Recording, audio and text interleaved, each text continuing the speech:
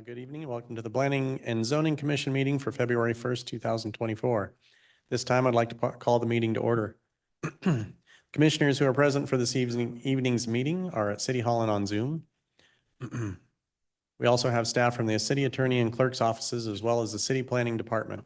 If you're joining us on Zoom this evening, we can see that you are here. You may observe the meeting, however, your ability to be seen on screen and talk will be muted until the public testimony portion of the meeting. Then you will be unmuted and then be able to comment. Please note that we cannot take questions until the public testimony portion. If you have process questions during the meeting, please email cityclerk@meridiancity.org and they will reply as quickly as possible. With that, we'll begin with roll call. Madam Clerk? Thank you, Chairperson Seal. Commissioner Lorcher? Present. Commissioner Rivera? Present. Commissioner Smith? Chairperson Seal. Here. All right, first item on the agenda is the adoption of the agenda.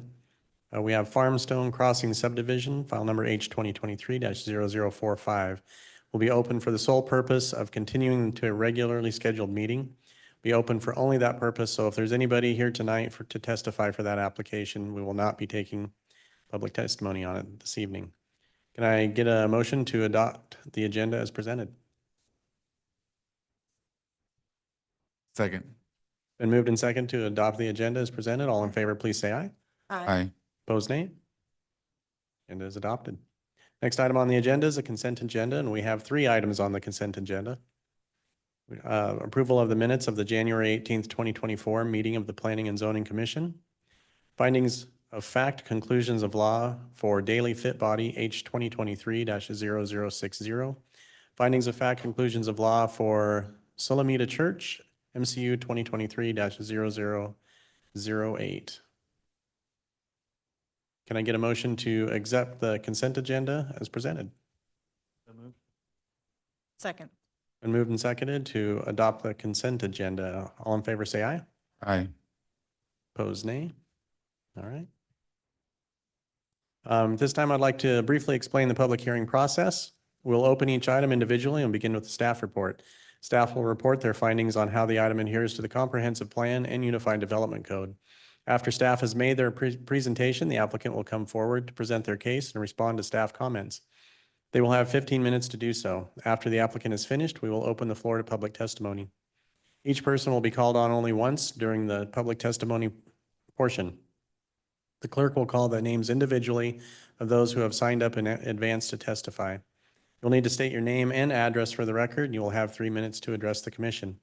If you have previously sent pictures or a presentation for the meeting, it will be displayed on the screen and you can run the presentation. If you have established that you are speaking on behalf of a larger group like an HOA where others from that group will allow you to speak on their behalf, you will have up to 10 minutes.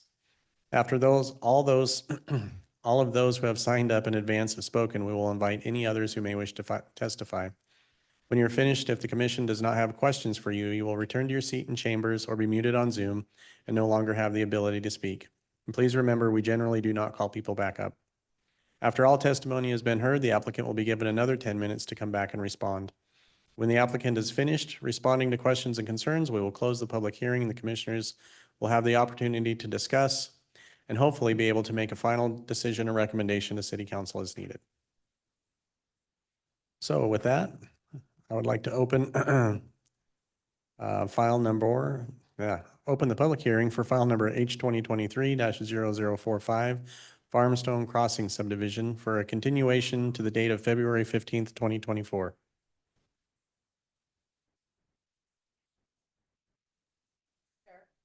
Commissioner Lorcher, go ahead. Mr. Chair, I move that we continue Farmstone Crossing Subdivision for February 15th to allow additional time to revise their plans. Second. It's been moved and seconded to continue file number H 2023-0045 for Farmstone Crossing Subdivision to the date of February 15th, 2024. All in favor, please say aye. Aye. Opposed, nay. File is continued. I'd like to open file number H 2023-0061, Pathways, and we will begin with staff report. Thank you, Mr. Chair, members of the commission. The Little recap from the last hearing. This application was continued from the previous hearing on January 18th in order to obtain the ACHD report for consideration in a motion to consider the impacts of a one-way driveway along the eastern boundary of the site on the buffer to residential use to the east and the internal site circulation.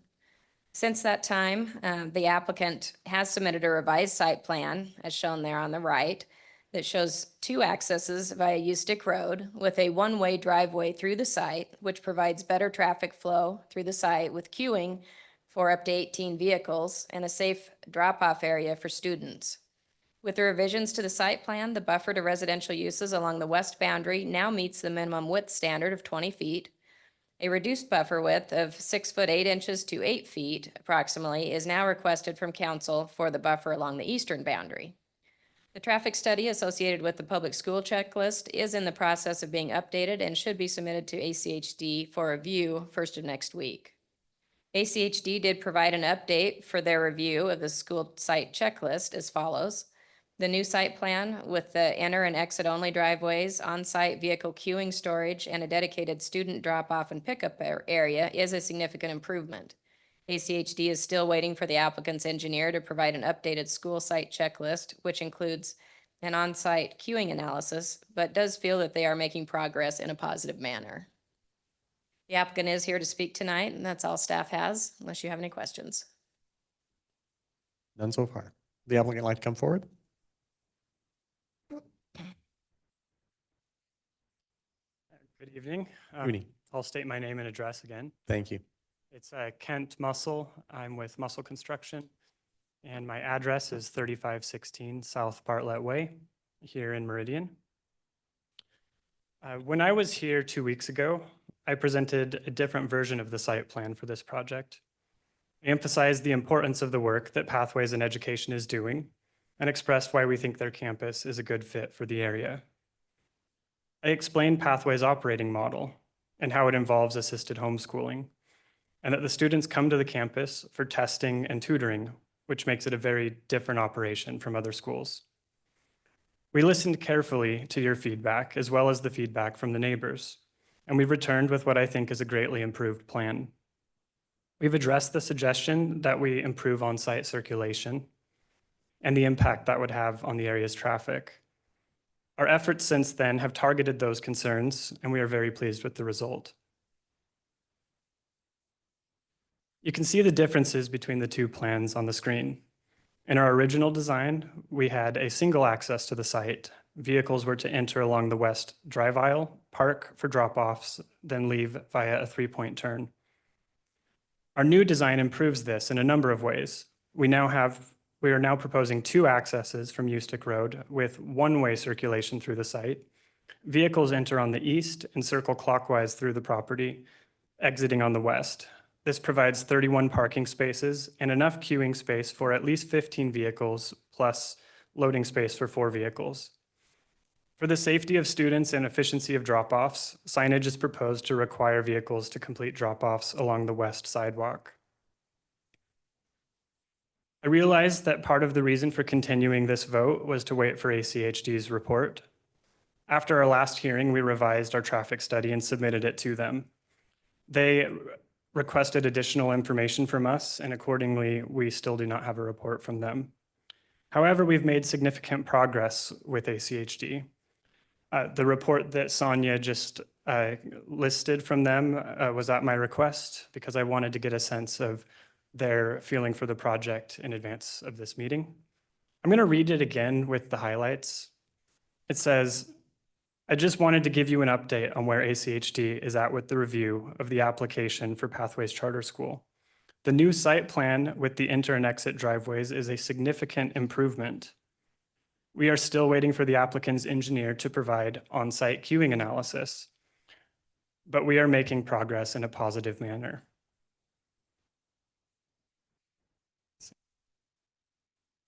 Working with ACHD's request for additional information has taken time, but it has resulted in a much stronger traffic study and has led to improvements to our plans. Their email to our planner identified their core consideration and alludes to how it is being resolved. Their core question is this: how do we know that drop-offs that the drop-off queue won't extend into Ustick Road. And they want a specific kind of answer to that question. They want statistical modeling predicting the length of the drop-off queues during peak hours. We now have that information, but we have not had time to submit it to ACHD. And I think you'll find the information that we obtained reassuring. ACHD is aware of the approach that we've taken, which is why they were willing to write the positive message that we just reviewed. I'd like to review our queuing analysis now and explain why it is likely to satisfy ACHD. We hired a second traffic engineer to complete the queuing analysis, Kittleson and Associates. We hired them to complete this analysis because they have worked with ACHD on a number of local school projects, and ACHD has found Kittleston's modeling method to be helpful and accurate. I believe ACHD's positivity regarding our progress is largely because we hired Kittleson, whose work they appear to trust and be familiar with. Let's review what these graphs show. The red line represents our site's processing ability. This is how many cars can drop students off without the need for a queue. The dotted green line predicts the cars that will be arriving to the site. If you look at our 8 a.m. site drop-offs, you can see that the cars are processed as they arrive and no queuing is expected to occur. How is that reflected in the graph? The dotted green line remains below the red one, and the blue line, which represents the drop-off queue, stays 0 throughout the peak hour of 8 a.m. Now let's look at the other two graphs. As you can see, our peak activity happens at 9:40 a.m. That's because this period involves some late student pickups at the same time that students are being dropped off for the second session. So what happens at this peak time?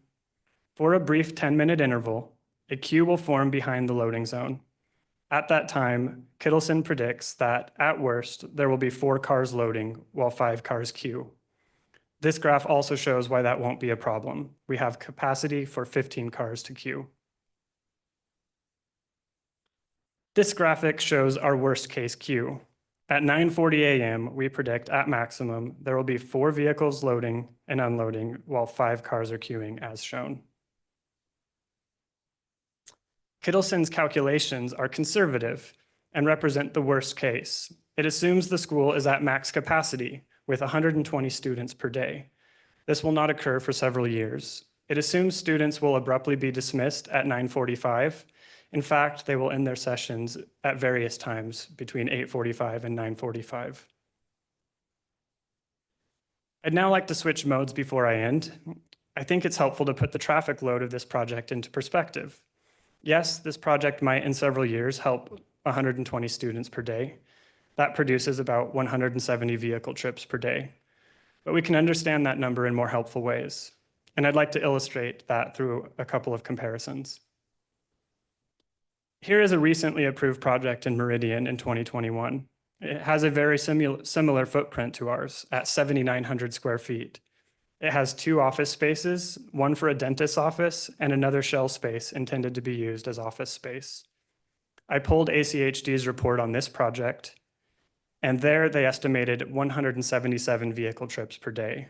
Recall, our project creates about 170 trips. Here's another project I was able to find some data for. This has a smaller footprint and occupies only 1/2 of an acre. The building is occupied by a foot and ankle clinic, a dentist's office, and an insurance company. In ACHD's report on this project, they estimated traffic generation at 170 trips per day per acre. While this project is only 1/2 an acre, this gives us an indication that light office use on a typical day produces about 170 vehicle trips per acre, about the size of our project. That brings me to my final point. Compared to other uses, this project has some significant advantages. The project has no evening or weekend activity. It has no impact on the evening rush hour.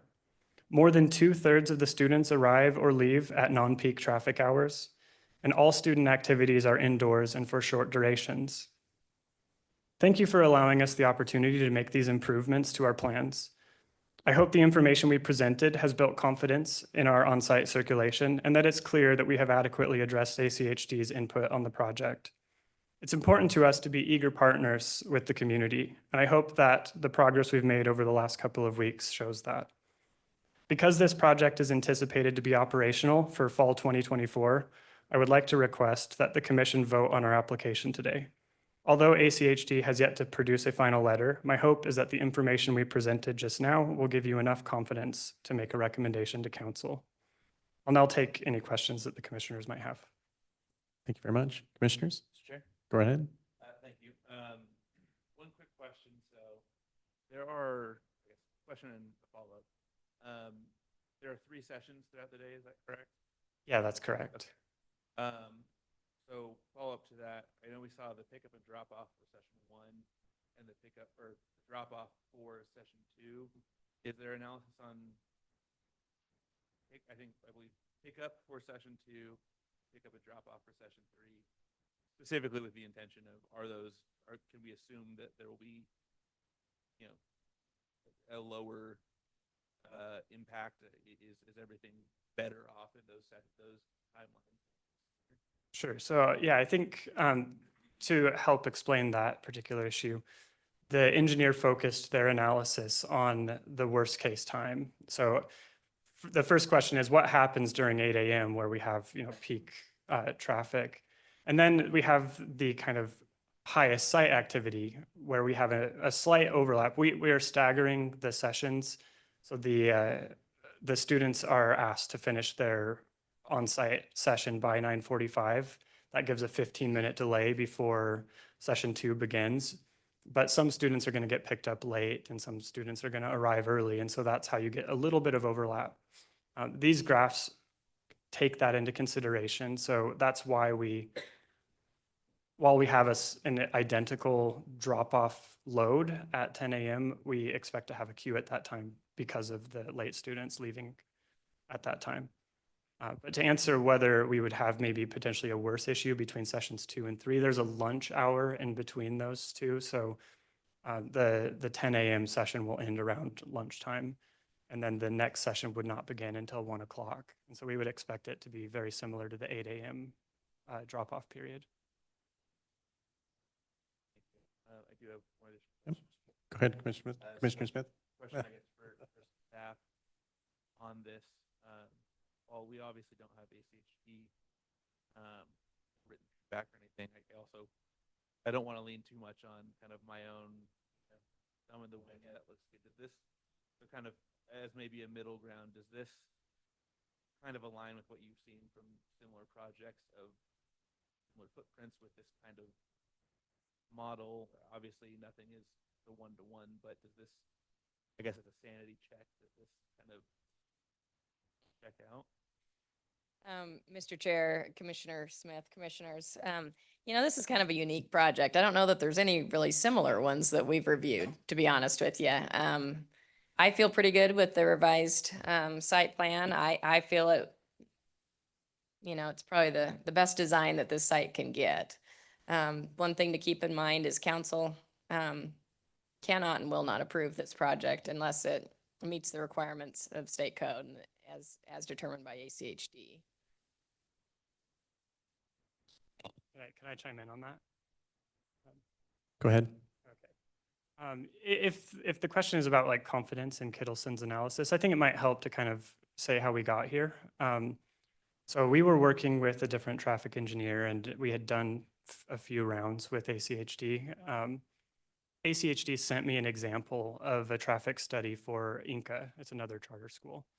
And I read that traffic study and I found Kittleson's analysis in there. And I saw that there was coordination between ACHD and Kittleson in the creation of that analysis. And that's why we ended up hiring them to do this for our project. Okay. Commissioners, any other questions? Madam Clerk, do we have anybody signed up to testify? Yes, thank you, Chairperson Seal. We have Nancy Wilson signed in. Thank you, Ken.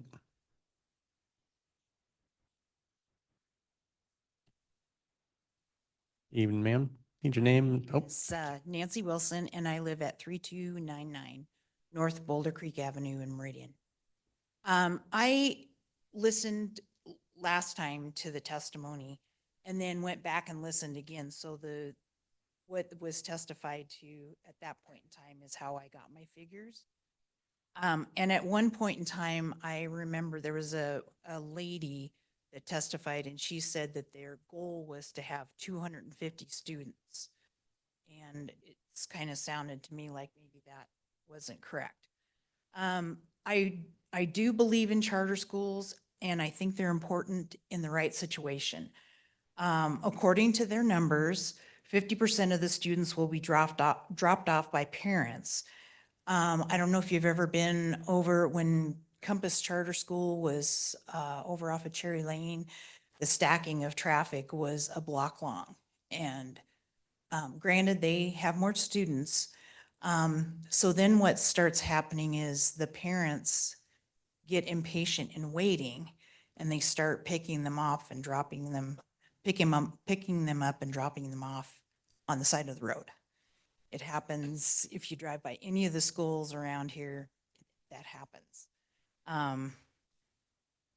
So the stacking and especially concerned about the left-hand turns across the 2 lanes of traffic would be nice to have statistics about how many accidents there are in Meridian anymore. It sure seems like there's a lot where there's left-hand turns across 2 lanes of traffic. It says that they said that 10% of their students will be walking or biking to school. There is no crosswalk there. It's a ways down the street to the crosswalk and there is a light there. I don't know if you remember that there was a student from Meridian Middle School that was hit and killed by a car because the kids were running across the street. I was by there just the other day and they have 2 crosswalks and the kids are still running across the street. And that scares me. The speed limit on Ustick Road is 40 miles an hour. Rarely does anybody go 40 miles an hour. There's a lot of drag racing up and down that road. We call it the Ustick International Speedway because it is just, the traffic is just out of control. So with all of this, I totaled up. These are from what I had statistically from their testimony last time. And I figured that there would be 276 trips a day. That's with the parents going in and out to pick up and in and out to drop off. And then if they went to 250 students, that would be close to 600. There's been no talk, and I don't know if there's plans for a 20-mile-an-hour speed limit through there, since it is a school. Not sure. And then my other concern was emergency vehicles. Is there room to get emergency vehicles in and out of there in case there is a fire or a medical emergency? Thank you. Thank you very much. Appreciate that. Mr. Chair, before we go on with public testimony, I just want to remind the commission that we actually continue this item just to discuss revisions to the site plan and get ACHD's comments. So if we can just keep that testimony to those 2 topics tonight, I'd appreciate that. Thank you. Okay. Thank you, Bill. I appreciate the reminder on that. Madam Clerk, do we have anybody else signed up? No one else. Does anybody else in chambers want to come up and testify? Well, we'll call you back up. We'll get you back up here. And actually, if you want to come back up with any closing comments, that would be great.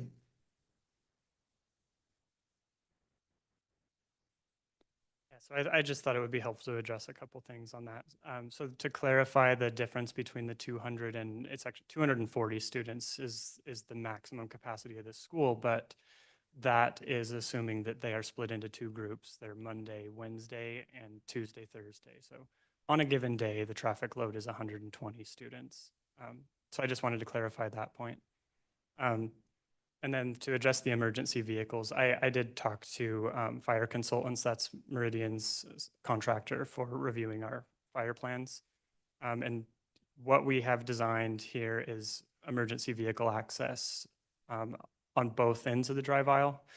The requirement is just that we get that a 150-foot fire hose can reach any part of the building measured around the perimeter. And we have actually got that displayed on the site plans here for you guys to review, so. Commissioners, any other questions for the applicant? Mr. Smith, you look like you were going to go for it there. Go right ahead. But not for, I guess I can ask. No, but it's for Kurt regarding the purpose of the continuance being about the ACHD, including ACHD study. Is there a requirement that we have said study for moving forward with this? Given that? Mr. Chairman, Commissioner Smith, so the short answer is no. So it was, the hearing was continued for 2 weeks to allow for additional information from ACHD. You do have some additional information, not their complete response, but a partial response. And of course, you have the update from the applicant here today as well.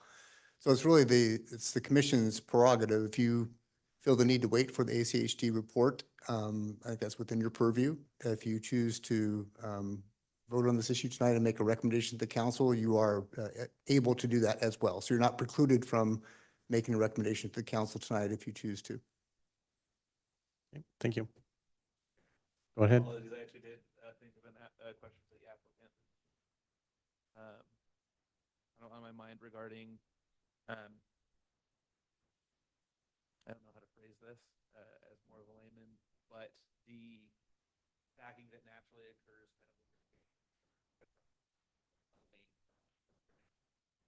kind of across traffic. Is there any study that's been done from discussion or best practice, general estimate, how long that process tends to take on a road like U-Stick and what the stacking impact might be, even if the queue has plenty of capacity post entry, just that kind of natural queue that happens waiting to turn across the lane. I see. So, I mean, I have to qualify this with, I'm not a traffic engineer, but so I think the question involves like, what happens if maybe the processing ability of the site is restricted because U-Stick Road is too busy to be able to make a turn? Is that kind of the question? More or less, Yeah. if there's oncoming traffic. Yeah, so Kittleson's analysis should, as a professional in this industry, should take into consideration those factors. I assume that it has.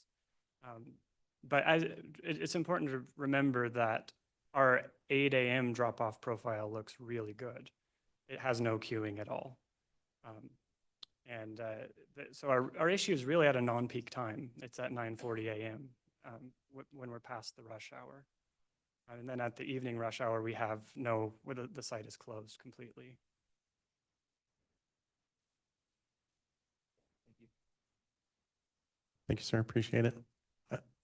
I do have a quick question for staff, and it was actually brought up by Nancy. On as far as if this were to be determined a school zone and the lights and everything were put up for that, who makes that determination? Mr. Chair, I believe ACHD does. Okay, so that might be part of what may be coming in the report. Okay. That was a good question. Okay, and if there are no further questions, no one else wants to testify that's in the audience? There's only one person online and I don't see him raising their hand, so I will take a motion to close the public hearing for file number H 2023-0061 for Pathways. So moved. Second.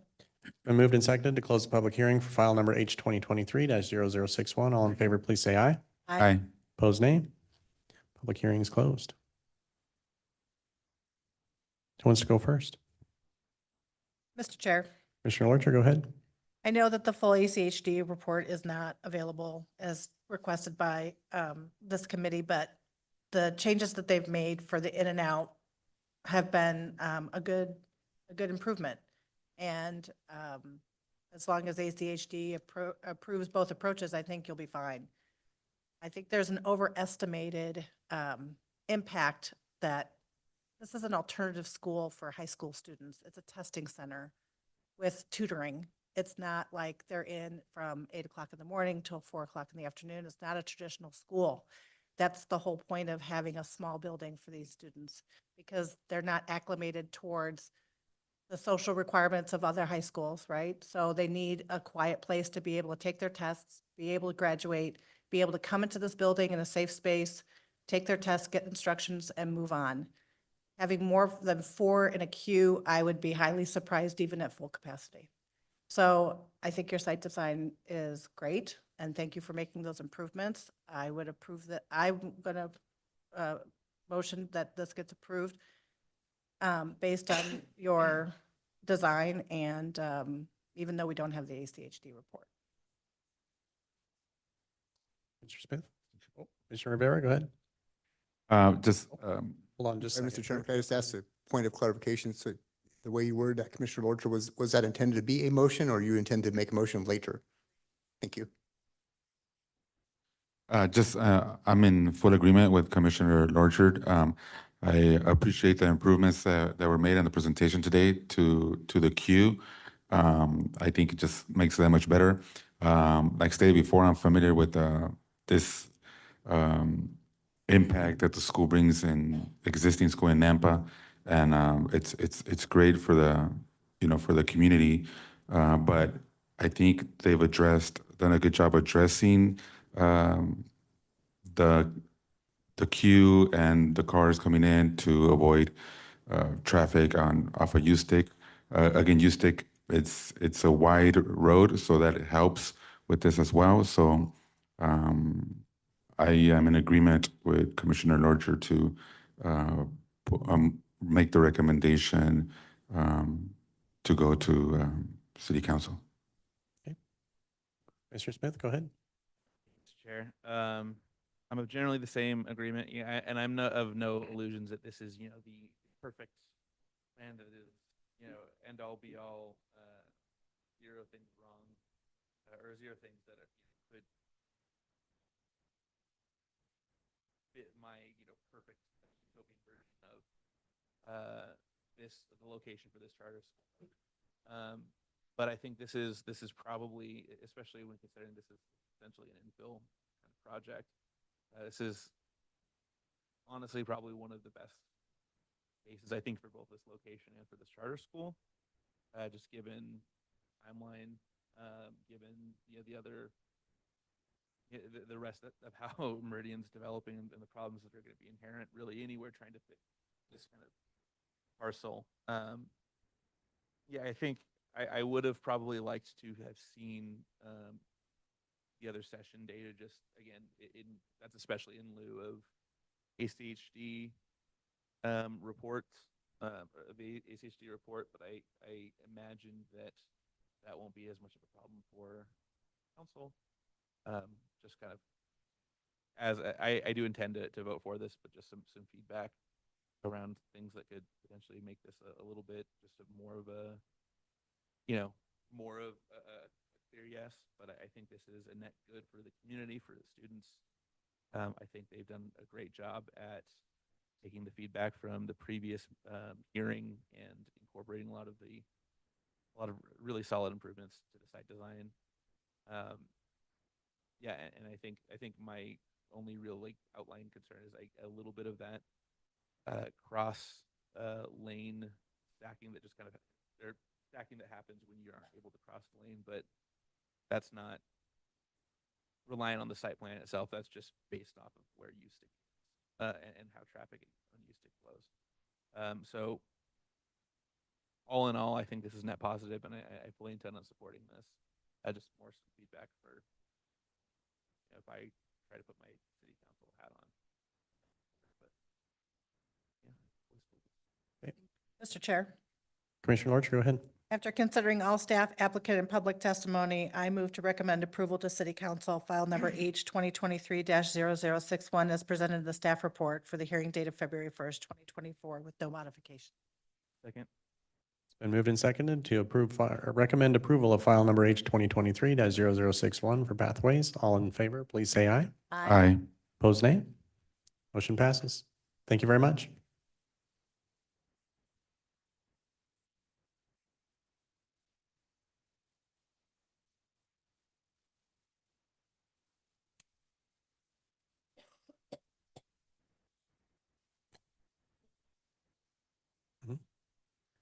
All right, and with that, I'd like to open file number H 2023-0068 for WAFed, and we will begin the staff report.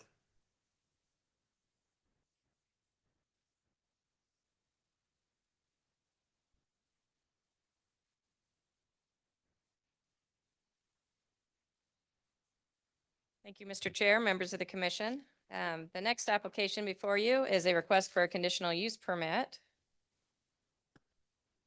Oops, let me get on the right slide here. This site consists of 0.76 of an acre of land. It's zoned CG and is located at 3423 East Ustick Road. This property was annexed back in 2003 with the requirement of a development agreement, which was later amended in 2007. The comprehensive plan future land use map designation is mixed use regional. A conditional use permit is requested for a drive-through establishment for a financial institution within 300 feet of two other drive-through facilities, ICCU Bank to the west and Culver's Restaurant to the east, and existing residential uses to the southeast. The existing development agreement also requires conditional use approval of all uses on this site and the overall development area. Compliance with the specific use standards for drive-through establishments listed in UDC 11-4-3-11 is required. Staff has reviewed the proposed site plan for compliance with these standards. The stacking lane appears to have sufficient capacity to prevent obstruction of driveways, drive aisles, and the public right-of-way by patrons. There is a separate stacking lane from the circulation lanes needed for access and parking. The stacking lane is not located within 10 feet of any residential district or existing residence. An escape lane is provided, and the drive-through is located on the west side of the building, visible from Ustick Road. Compliance with the specific use standards listed in UDC 11-4-3-17 for financial institution is also required. One ATM is located on the west side of the building, visible from Ustick Road, and two other ATMs are located on the south side of the building, visible from the adjacent north-south driveway via Ustick Road along the east boundary and from the residential uses to the southeast. These areas are required to be well lit and should have security cameras. The police department has reviewed and approved the proposed site plan. Access to the site is proposed via the north-south driveway along the east boundary of the site from Ustick Road and other existing internal driveways within the subdivision. A cross-access easement exists between all lots in the subdivision. Off-street parking is required in accord with UDC standards. Based on the square footage of the building at 3,100 square feet, a minimum of 6 spaces are required. A total of 16 spaces are proposed, exceeding the minimum standards by 10 spaces. A bicycle rack capable of holding at least one bicycle should be provided. Street buffer and sidewalk along Ustick Road was installed with development of the subdivision. Parking lot landscaping in accord with UDC standards is required with development. Conceptual building elevations were submitted as shown for the proposed structure. A single-story building is proposed that incorporates a mix of materials consisting of stucco with stone veneer accents and metal awnings and canopies. The final design shall be consistent with the design standards listed in the Architectural Standards Manual. Written testimony has been received from Andy Neff, the applicant's representative, in agreement with the staff report. Staff is recommending approval with the conditions in the report. Staff will stand for any questions. Thank you very much. The applicant like to come forward?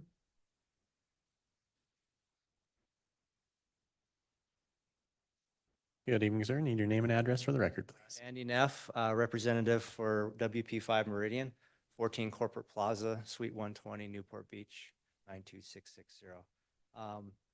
Chair and Commissioners, thank you for hearing this project that staff has presented. It's taken us a while to get to this point, but appreciate staff's input. It is the last remaining portion of Gateway Marketplace that we need to develop, lead out to help with the entire development. So project was important to us. We agree with the staff report. And any questions? Commissioners, we have any questions for the applicant? No? Madam Clerk, do we have anybody signed up for testifying? No one signed up. Anybody in chambers want to come up? I might make this short for you. And he is not raising his hand, so Okay, if we don't have any more questions, nobody wants to come up and testify, if there's anything else you want to add? No? All right. Thank you very much. Appreciate it. With that, I'll take a motion to close the public hearing for file H 2023-0068 for WAFED. Moved. Second. Been moved and seconded to close the public hearing for file number H 2023-0068 for WAFED. All in favor, say aye. Aye. Opposed, nay. Public hearing is closed. I can go first on this one. I mean, it's pretty straightforward. The only interesting thing I find about it is right next door to another bank, but They know that. they know that. Yeah, I was going to say, everybody knows that. I am happy to see that there's extra parking because I go to La Peep for breakfast there. So good to know that there's going to be more parking around there. But it's pretty straightforward. I mean, I think it's a good location for all of this, a lot of activity in that area. So the more buildings that we have that are full of commercial uses, the better. Mr. Chair, Go right ahead. after considering all staff, applicant, and public testimony, I move to approve file number H 2023-0068 as presented in the staff report for hearing date of February 1st, 2024 with no modifications. Second. 2 seconds. In stereo. Third. So, it's moved and seconded to approve file number H 2023-0068 for WAFED. All in favor, please say aye. Aye. Opposed, nay. Motion passes. Thank you very much. Thank you. And with that, we'll open file number H 2023-0042 for Stonehill Church, and we'll begin with the staff report. Mr. Chair, members of the commission. The next application before you is a request for a rezone, preliminary plat, conditional use permit, and development agreement modification. The DA modification only requires action from council, so a recommendation from the commission is not needed tonight. This site consists of 65.43 acres of land. It's zoned R4, located at 799 West Amity Road on the south side of Amity, midway between Meridian and Linder Roads. This property was part of the area included in the South Meridian annexation area in 2015. A development agreement exists for this property that requires an amendment to the agreement prior to any future development on the site. The comprehensive plan future land use map designation is low-density residential. The applicant is requesting a modification to the existing development agreement to allow for the development of a church on the northeast portion of the property and removal of that property from the original agreement for inclusion in a new agreement just for the church property. The remainder of the property will continue to be governed by the existing development agreement. A rezone of 13.36 acres of land is proposed from the R4 to the R8 zoning district for the development of a church, as shown on the exhibit there on the left. Church uses do require conditional use approval in the R8 zoning district. A preliminary plat is proposed consisting of 4 building lots on 65.43 acres of land in the R4 and R8 zoning districts for Stonehill Crossing subdivision. The preliminary plat is proposed to develop in 1 phase. The main reason the property is proposed to be subdivided at this time is to create a lot for the church to develop. The remainder of the site, except for the lot where the existing home is located, to the south of the proposed church, is proposed to be re-subdivided in the future prior to redevelopment. So I'll just point out here, this is the large lot here where the church is proposed. This lot here is for the existing home. There is another existing home approximately in this location right here. Transportation improvements proposed with this subdivision consist of construction of a collector street from Amity Road to the southern boundary of the site and a roundabout at the Amity Collector Street intersection in accord with the master street map and the widening of Amity Road. The church is proposed to develop on Lot 1, Block 1. The existing home on the east side of the proposed collector street is proposed to remain on Lot 2, Block 1. Lot 3, Block 1, which is this lot right here, and Lot 1, Block 2, which is all of this area on the west side of the collector street, are proposed as mega lots to be further re-subdivided in the future prior to development. As I mentioned, there is another existing home on the west side of the collector street that's proposed to remain for the time being on Lot 1, Block 2. Access is proposed for Lot 1, Block 1, the church, via 2 driveway accesses from the collector street and an emergency-only access driveway from Amity Road. The existing home on the east side of the collector is proposed to be accessed temporarily through the church property. And that is from this access easement that you can see indicated right there.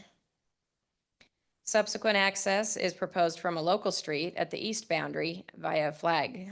So currently, this does not show this, but the applicant did submit a concept development plan that shows a flag right here to this future local street and cul-de-sac here. So that's what the applicant is proposing.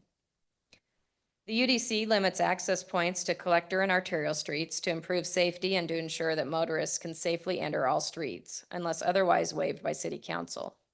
Further, the UDC requires all subdivisions to provide local street access to any use that currently takes direct access from an arterial or collector street.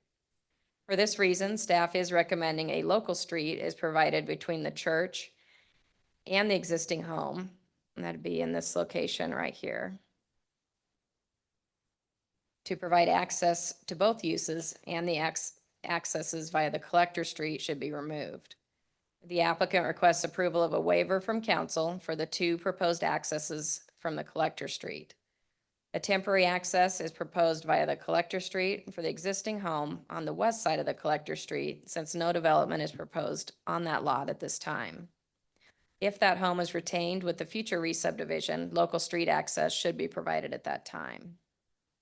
The Calkins lateral lies on the western portion of this site, and that's this shaded area right here, within a 56-foot wide easement, and the Bell sublateral lies along the east boundary of the southern portion of the site, and that's the shaded area right here, within a 50-foot wide easement, 25 on each side from centerline.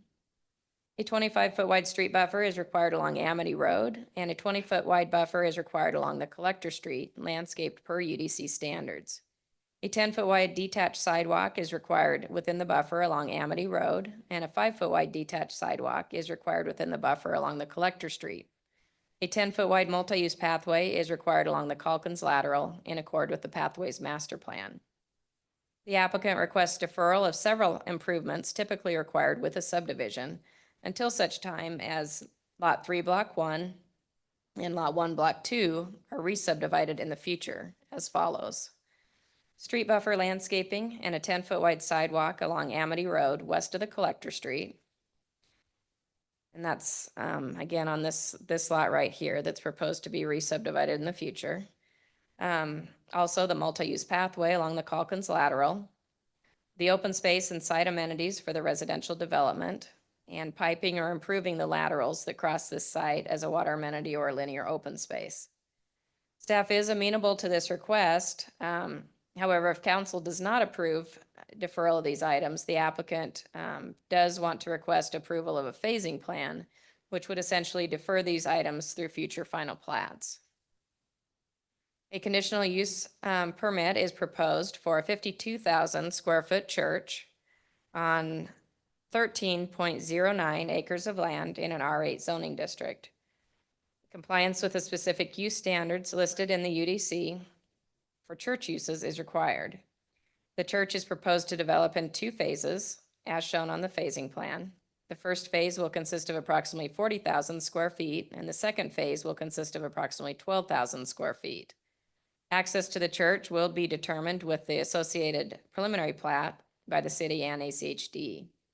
Off-street parking is required in excess of, is required per UDC standards, and parking is proposed in excess of UDC standards. A minimum of 104 spaces are required. Approximately 710 spaces are proposed at build-out. Conceptual building elevations were submitted for the proposed 2-story structure, as shown. Building materials consist of a mix of stucco, vertical rough sawn, NAICHIHA architectural wall panels, and corrugated painted metal panels in horizontal orientation. These elevations have not been reviewed for compliance with the design standards in the Architectural Standards Manual and are not approved with this application. A review will take place with submittal of a design review application with the certificate of zoning compliance application prior to submittal of a building permit application. Written testimony was received from John Renison Design. That's the applicant's representative. The applicant is in agreement with the staff report, except for condition number 2.1G, which requires a local street to be provided between the church property and the existing residence, i.e. between lots 1 and 2, block 1. Instead of a local street, the applicant requests a council waiver for the 2 accesses from the collector street and a temporary access through the church property for the existing home.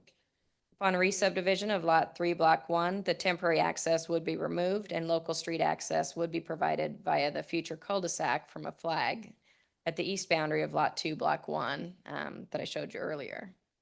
Staff is recommending approval with the conditions in the staff report, and the applicant is here to present tonight. Thank you. Thank you very much. The applicant like to come forward?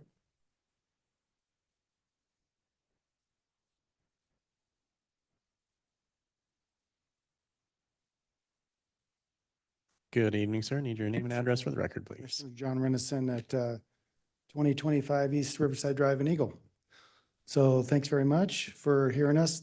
Sonia, thank you. Excellent presentation.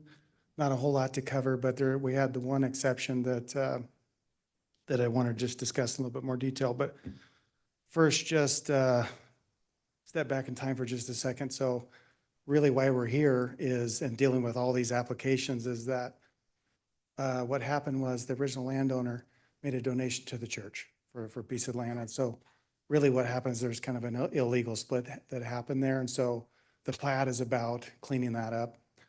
And so in this case, there isn't a developer in the room here, really. It's just the church trying to get a church built, and we're assisting them with that from a planning perspective and so forth.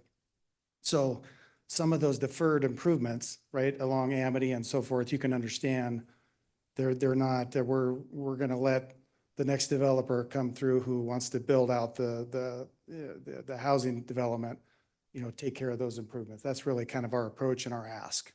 So we want to take care of the minimum amount of things that we can do to address all the city planning concerns so we can get the church built. Okay. So that's really kind of what's going on here. And then we needed to do these couple different applications here to fulfill all the requirements, including doing a rezone of just this parcel to a zone that would accommodate the church by a CUP. So that's how we did that. Sonia has been with us here the whole way, guiding us and coaching us along on what to do so that the city could get us to a point where you can approve us. So we just had one exception that I wanted to talk about, and that's this little exhibit here that's up in the lower right-hand corner. So there was a request that came to basically build a road between the existing home there, the primary residence on the whole property, and the church. And so this is something we do feel pretty strongly about, that we just kind of don't like the road there. That wasn't really our design intent. And I think that our idea here is to really address the concerns that came up with this alternative access so that we can really, we're not having to build a road right next to the house, in front of that house that's at that in the church. Really, this is our core ask of you. So I just wanted to explain it a little bit more. So Sonia did a great job. I'm just going to repeat it, so make sure you guys understand it. If you don't, I would love to receive any questions. So the home is there on the red sort of rectangle. And right now, its access generally leaves to the sort of the north west quadrant of that red square. So that's just happens to be where one of the primary access to the church would be. So what we're planning here is when we build the residential collector road and we build the church, that will take access through the church parking lot onto the church driveway and then onto the collector road. So really what we're trying to do is minimize or reduce the number of access points to the residential collector road. That's kind of the core concern here.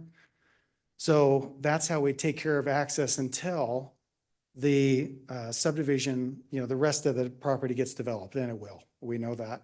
And so at the city's request, we did this very conceptual plan here, but it's a very actionable plan. And so the Street K, again, there's not an application here to deal with that subdivision, but in general, we're planning for it relative to access to the existing home. So when Street K would go in, then the way we'd set up this lot is it would basically be a flag lot that would take access off of Street K when that was platted at the time. And so at that point in time, the temporary access out through the church to the collector road would sunset, and that home would take access to Street K. So that's the thrust of our one exception that we like to make to the rules. Any other comments that I can, or questions that I can field? Commissioners? Chair? Go ahead, Commissioner Smith. More question for staff. On its surface, this looks like a reasonable kind of revision. Are there any concerns, or is there any preference, regarding? Are there any issues that you see with this that are significant?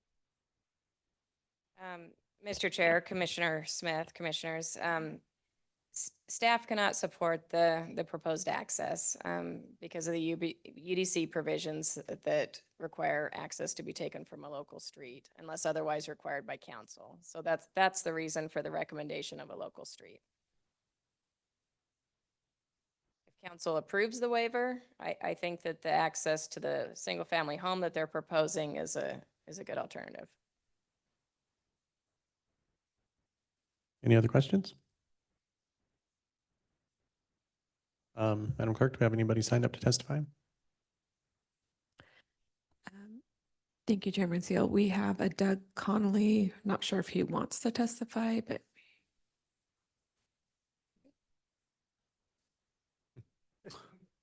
That's the pastor. Anybody else want to come up and testify on that? No? Okay, I've got to ask. So, I mean, it looks like we're making a lot of exceptions to put a church in where a subdivision is supposed to go that will support having the church in there and having everything adequately provided for that church to be able to function correctly with the homes that currently exist. So I guess my concern in this is, just more of timing than anything else. I mean, is there any timeline at all on when the rest of it will develop, or is that just kind of in the wind? Well, great question. Appreciate that.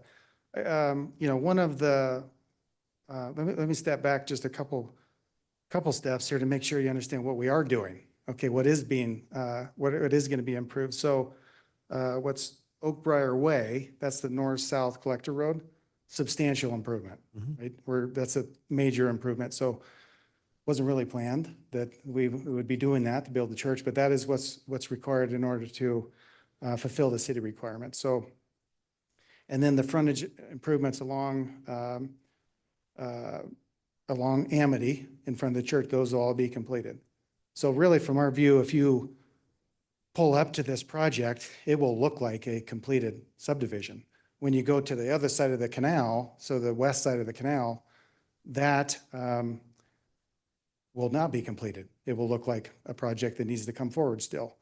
One other note that I would add is that, presently sewer's not quite available there.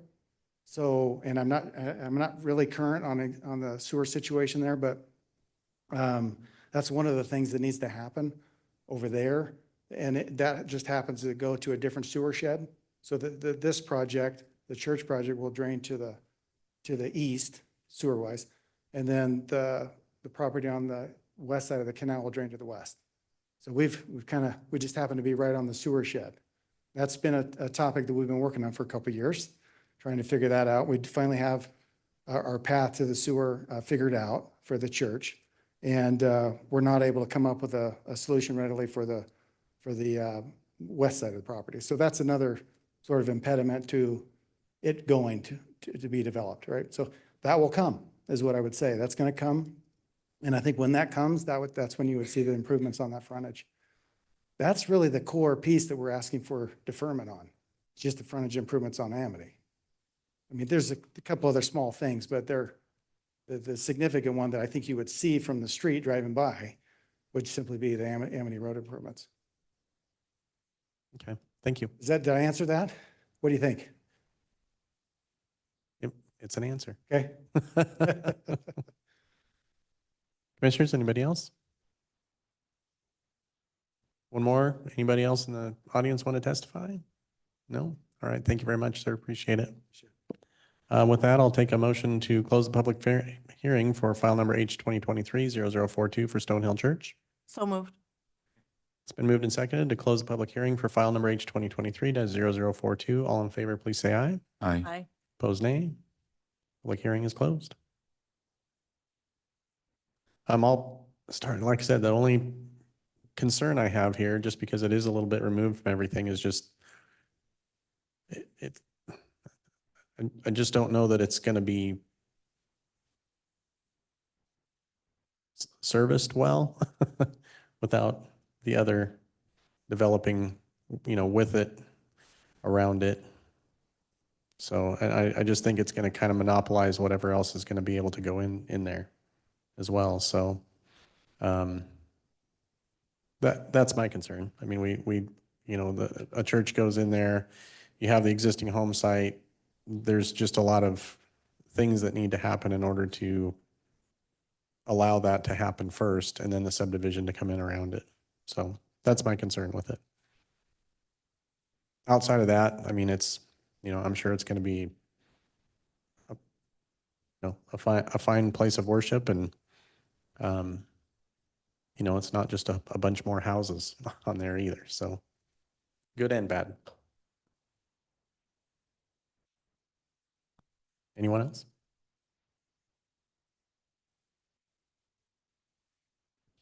Mr. Smith, go ahead. I'm mulling over kind of what you're talking about. I think you're right on a lot of things here.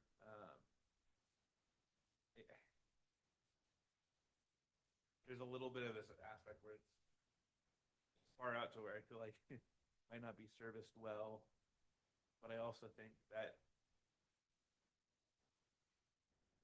gives me a little bit more concern for the applicant than I guess for the surrounding community. Time to fill in. It's kind of the opposite. When you see kind of larger projects or projects with houses, there's always kind of consideration in the back of my head, at least, that is like, okay, is there maybe some room for us to phase this a little bit to allow for adjust? But I agree with you. It would be nice to be able to kind of do it all in one fell swoop here, but I think at the end of the day, the timing aspect, I think that is something that we have to deal with. I don't know. There is a small fear of like, when does this west side get developed? Is there concern of it eventually becoming kind of infill, not handled surrounding area develops? But I think for me, I guess on net, that is less of a huge concern and more of kind of maybe a pebble in the shoe. I think on the access side of things, like I said, the staff in my question is, I assuming council has, council approves, I have no issue with it. It looks directionally like it seems fine to me. But I'm no traffic engineer. I'm not an expert on the UDC either, so. But I tentatively support that, unless there's a significant issue that I'm missing, I guess is where I'm getting at is I think this is generally a good project. And yeah, there's a little bit of heartburn there, but I don't think I'd be over approving necessarily. Okay, and just, and my concerns are just from the experience I've had here where we have something like this happens, and it kind of puts conditions on the next, the remainder of the development that's going to happen. So that's kind of where I'm coming from. It's just, sometimes unfairly it does that. And then you have an applicant in here that says, well, because of this and this, we're reined into having to do these things.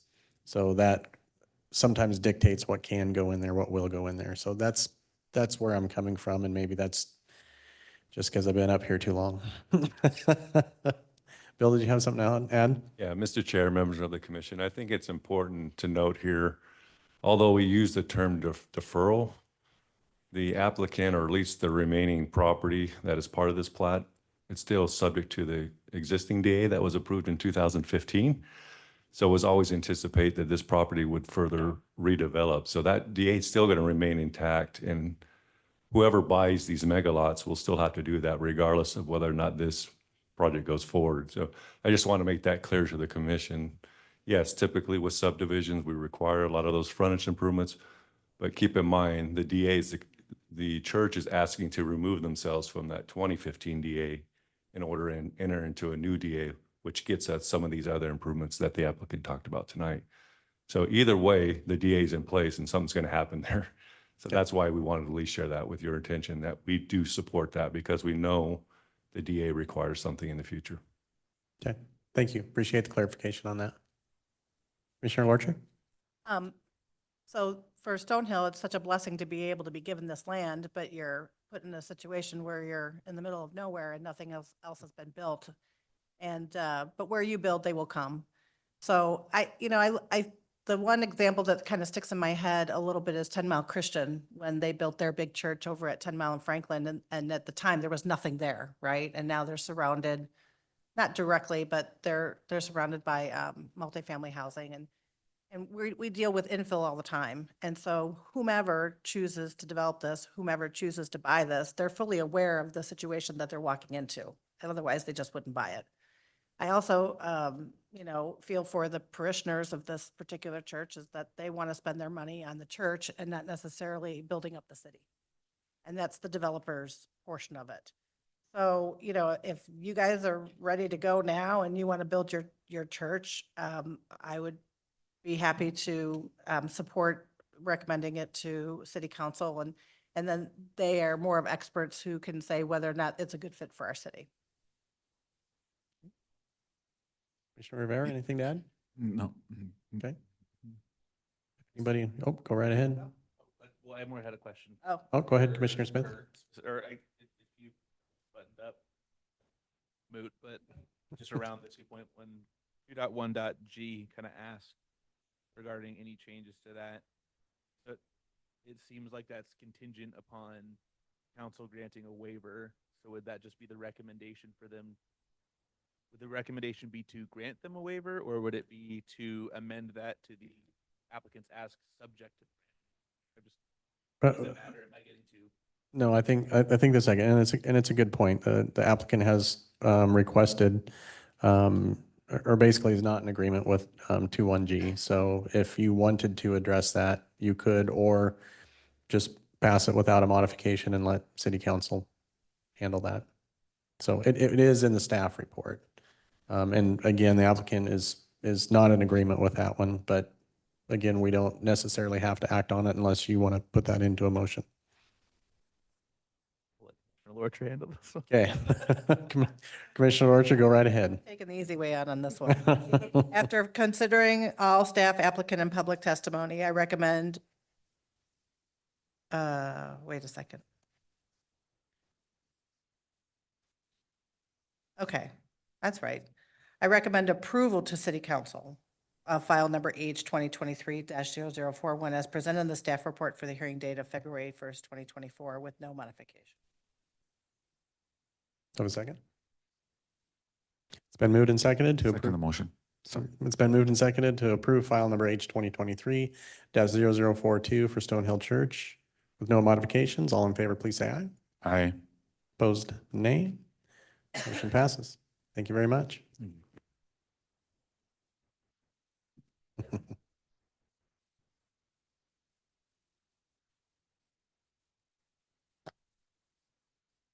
All right, thank you all very much. And with that, we will open file number H 2023-0049 for Avani Neighborhood, and we will begin staff report. Good evening, Mr. Chair and Commissioners. The applicant has submitted applications for annexation and preliminary plat for Avani neighborhood. This site consists of 33.71 acres of land currently zoned RUT in Ada County, located southeast of Franklin Road and Black Cat, north of I-84. History on the property is none. The comprehensive flume designation is medium-high density residential.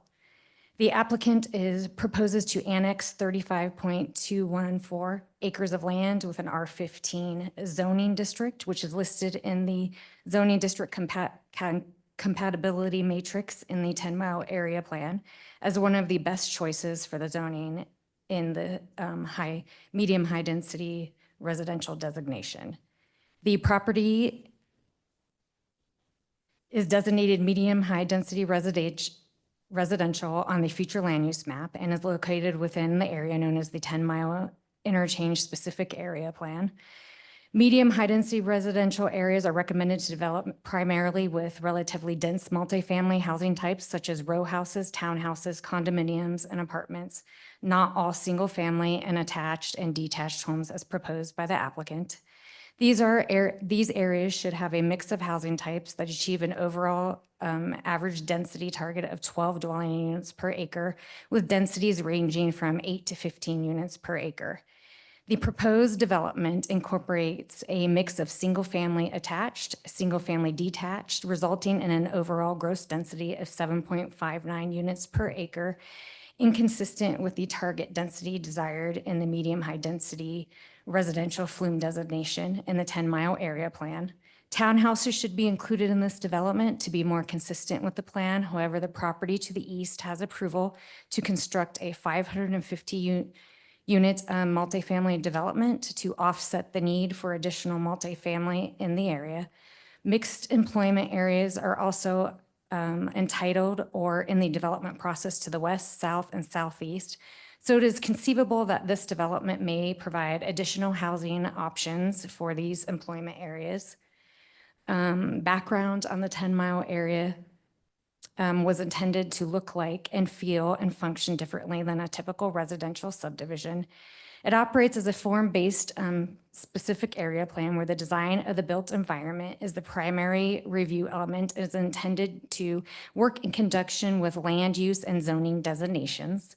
These design elements should not be treated as a checklist, but used to implement the overall vision and support a traditional neighborhood design desired by the plan. Out of the 256 single-family units, only 10 are alley loaded. The others are all front loaded with living area either at the same plane or behind the garages away from the street. A few of the units have usable porches that might meet the guidelines. No porches are proposed on the side facades. All units have single two-car garage doors, not separate garage doors. The proposed elevations do not meet the design criteria that encourage building entrances to be situated close to the street, primarily due to their garage-dominated nature. Elevations for the alley-loaded units were not submitted with the application, making it difficult for staff to determine if they comply with these guidelines. Staff believes that the plat should incorporate more alley-loaded lots. However, the applicant believes that there isn't a market for this type of housing and has elected to limit the number of alley-loaded homes to 10, which is inconsistent with the plan. Shorter block lengths and narrow streets help with a greater sense of the community in a traditional neighborhood design. As proposed, these lots are narrow and garage dominated, creating more driveways and less tree-lined streets along the primary street, which contradicts the traditional neighborhood principles. More alley-loaded homes would enhance the streetscape for this development and ground the front porches to the primary street per the plans. Some of these design elements are not required by the UDC as envisioned by the plan. Therefore, the applicant requests the commission and council to allow some deviations to these design elements. A preliminary plat is proposed, again, consisting of 256 lots. 95 are single-family attached. As mentioned prior, 10 are alley-loaded and 151 single-family detached building lots are proposed. 25 landscape lots are proposed, 6 common driveways, 2 alley, and 1 non-buildable lot on 33.71 707 acres of land in the R15 zoning district. The lots range in size from 2,436 to 5,357 square feet. The average lot size is 3,584 square feet. The subdivision is proposed to develop in 3 phases as indicated on the preliminary plat.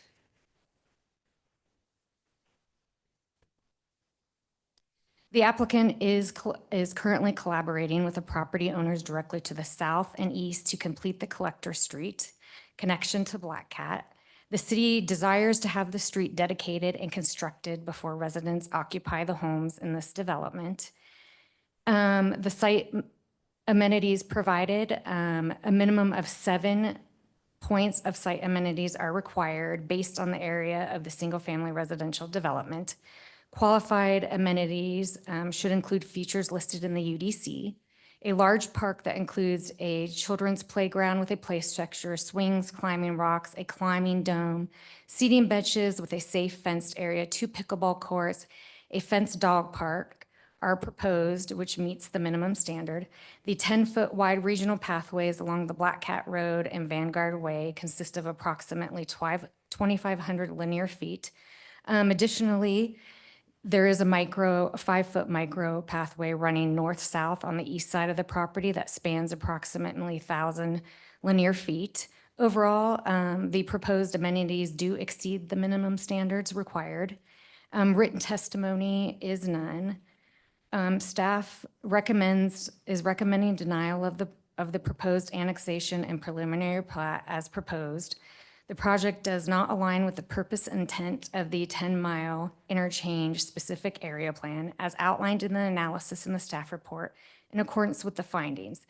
The applicant has been made aware of staff's concerns and has elected to forego some of the staff's recommendations to change and gain a favorable recommendation. However, the commission and council should rely on all relevant information when determining if this project is consistent with the plan and open to allowing deviations from the design elements as desired by the applicant. That concludes staff's presentation, and I stand for any questions.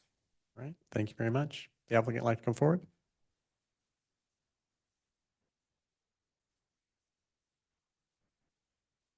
Good evening. Name and address, please. And the Hi, floor is everyone. yours. Heath Clark, 251 East Front Street in Boise, representing the applicant.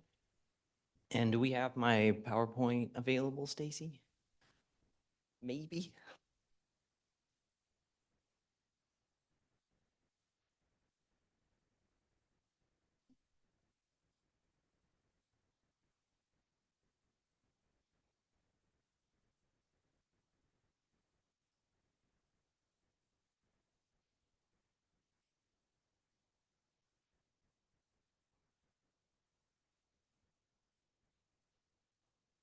Thank you. Okay, so we're here tonight to talk about the Avani neighborhood, and as you heard in the staff presentation, there's going to be a fair amount of conversation about what the 10-mile interchange specific area plan means and does, and how we actually satisfy the comprehensive plan. But first, I wanted to give you a little bit of history. You might be wondering what site plan that is that's on your screen. This is not the site plan that we're talking about tonight. This is a site plan from a project that was approved by the city 9 months ago, just a little bit north of here, also in the 10-mile interchange specific area plan, or I'm going to call it the 10-mile plan because that's way too much of a mouthful. It involved the same issues we're going to be discussing tonight, which is how to reconcile the required density in the medium-high density residential designation with the design elements that staff has talked about tonight. That project was approved in spring 2023 with a positive P&Z recommendation. And again, the same issues were present. So as we look at the project that's actually before you, Avani, you can see that it's located just north of the freeway in the, excuse me, east of Black Cat in the 10-mile plan area. You can see the property here against the land use designations that are included in the 10-mile plan. Again, it's planned medium-high density residential, or MHDR, which has a density band of 8 to 15. When staff says there's a target of 12, the approved band is 8 to 15, and 12 is a target for the larger area. Under the code, we round typically to the nearest whole number, so our 7.59 dwelling units per acre means we're holding on by our fingernails to try to get high enough density to satisfy what's in the 10-mile plan. It is true infill. It's a priority growth area. City services are available, and it will complete the transportation network that's shown on the 10-mile plan. So I'm going to start by talking about the project itself and then go from there into the 10-mile plan issues. So again, the site's 33.71 acres, 256 single-family homes proposed. I think an important detail is that this is for sale product, which a lot of the product that's going in around us, including the apartments to the east, are not. They're rental products, so it adds to the variety of uses that are there. The dimensions and the density are consistent with R15, and again, we meet that the density band for the medium-high density residential. This also completes the area transportation network by providing the mid-mile collector, which you see here, that's Vanguard Way. That is a collaboration amongst the 3 developers that are working in that area, and that is planned to be completed later this year. As we look at the site, we have proposed 19.8% qualified open space. There's additional open space that's not qualified that's shown in the lighter green on this map. In addition, we have the 3,500 feet of paths and regional paths, as well as numerous amenities, and is typical for this developer, attractive landscaping. As noted in the project, we are providing the 10-foot wide multi-use pathways at Black Cat and Vanguard, so on the west and on the south. And we also exceed the amenity requirements, but I want to be clear about when we say we exceed the amenity requirements, we blow them out of the water. The amenity requirements are 7 points. We're at 24.5. That includes a community pool, which is obviously a significant investment. Again, the pedestrian pathways, you can see the regional pathway in blue. In terms of the housing proposed, and this is a point I'm going to introduce now and then we'll come back to later. We do have 10 alley-loaded lots, and I want you to note the depth of those alley-loaded lots, as that's an issue that I'm going to return to in a moment. Those are by far the longest or deepest lots in the project. In addition, we have the 95 two-story attached, 100 two-story detached, and 51 single-story detached. And this is what they look like. Here's the single-story detached, the detached two-story, and the two-story attached. So that's the project, and now let's really dig into the staff recommendation. So I would summarize the staff report like this. I would say, as I reviewed the staff report, it says there's not an issue with the UDC, right? It meets all the R15 standards. The staff report doesn't cite any issues with the city's overall comprehensive plan. But what it does say is that there are issues with the 10-mile plan, as that we don't meet the mandatory, and I'm putting mandatory in quotes because there's nothing mandatory about a comprehensive plan. And we don't meet the target density. Those are the 2 issues, design elements and target density. So next time I teach a land use law class, I'm actually going to include this staff report. And the reason I'm going to is because it illustrates an important principle, and that is the relationship between the comprehensive plan and the zoning code.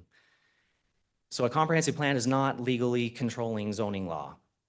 It's a policy document. It's a guide to local government agencies. We can't treat it like a zoning code, but it's because it's not written like a zoning code.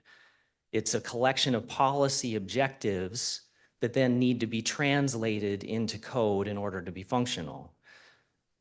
So in the meantime, if the governing body is charged with determining if a project is in accordance with the comprehensive plan, it makes a factual inquiry based on the specific circumstances of the project. So let's be clear, a comprehensive plan is a Rorschach. You guys have heard enough conversations about comprehensive plans to know that people cherry pick whatever they want out of a comprehensive plan. Some things will be supported, in the project, other things will not. A zoning code is where we take the comprehensive plan, we actually dig into the details, and then we translate those goals into bulk standards and into setbacks and other controlling zoning requirements. And that process is important because you work through the kinks to identify the issues, and these issues are important in this case.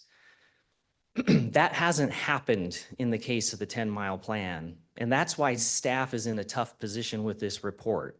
They want to uphold the 10-mile plan, but the city hasn't translated these design elements in such a way to figure out if you can actually implement them in the higher density zones. And so I'm going to show you what I mean here in a moment. So as we look at the 10-mile plan, it's most useful to look at the density and then the design elements, right? So let's look first at the density. This is the language from the plan.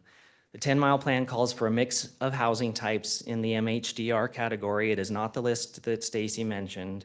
It includes multifamily, but also allows for single family as well. And I'll show you that on the next slide.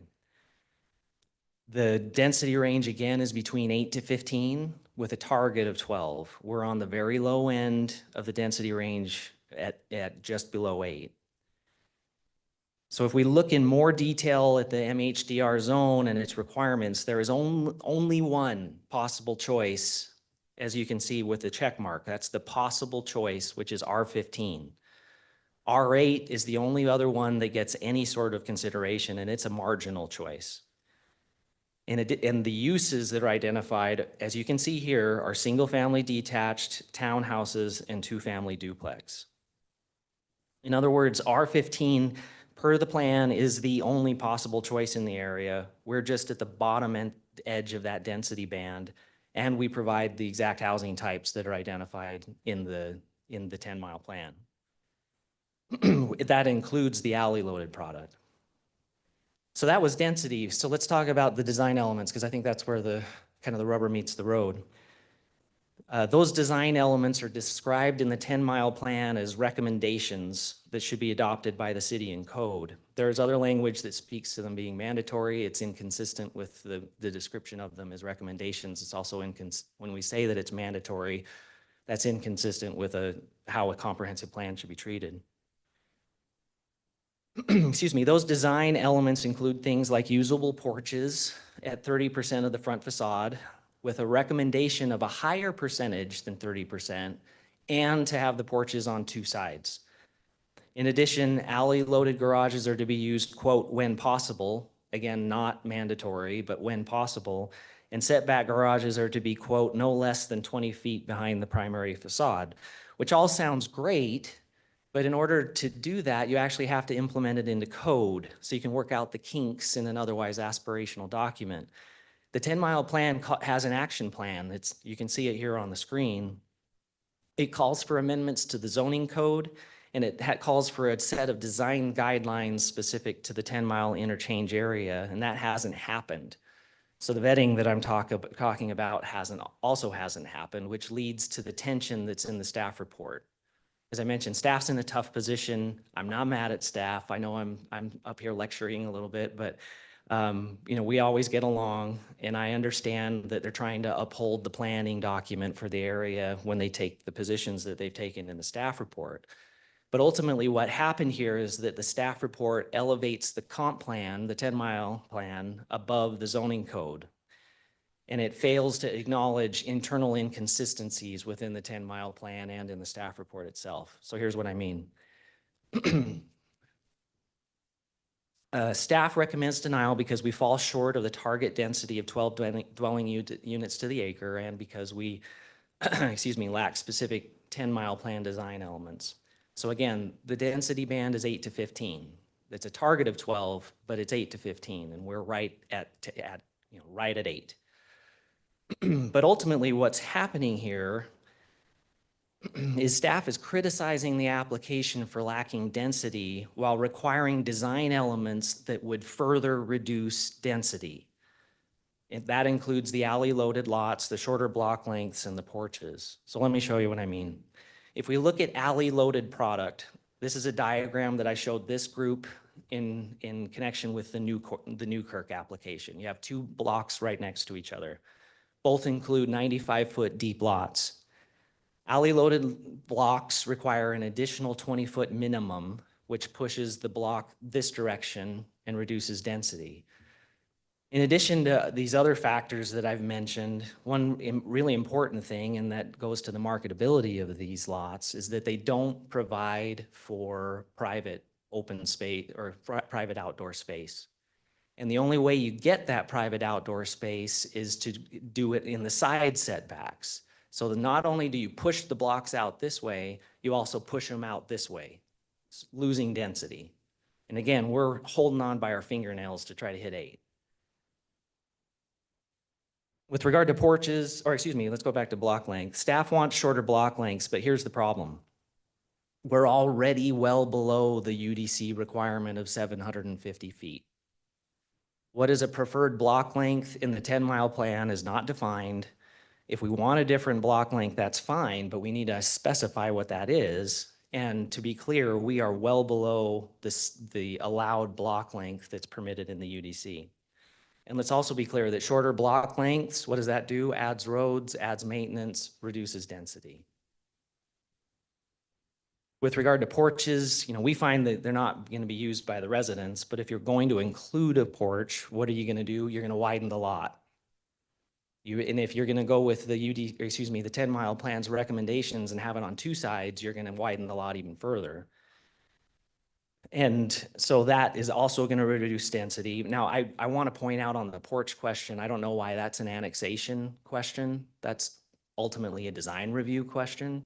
So I don't think it's actually relevant, but I just want to point out why we have a concern about that direction that we have more porches.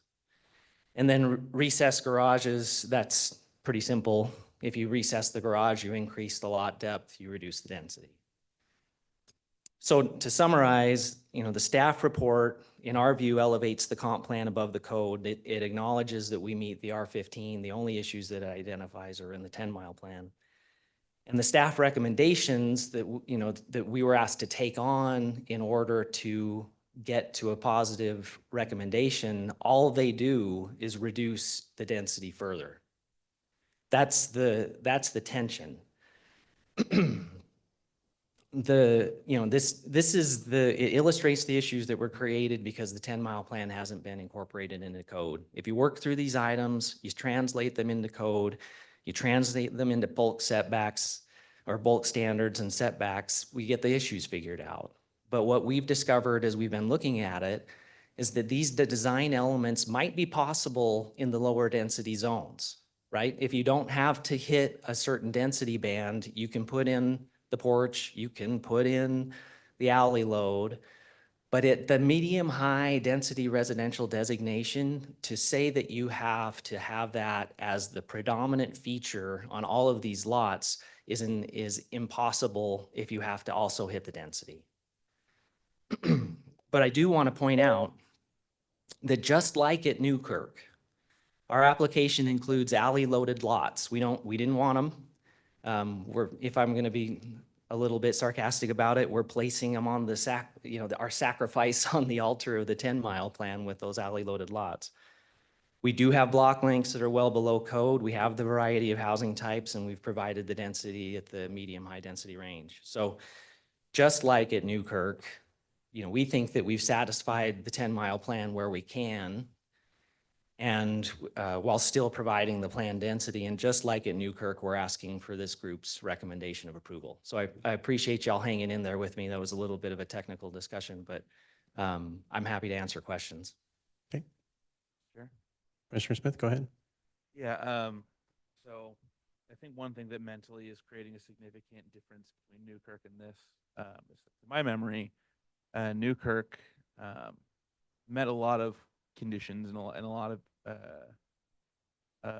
of what was kind of required and desired, but especially pertaining to the alley load, there was kind of not really a way to make it workable in the plan while maintaining the density.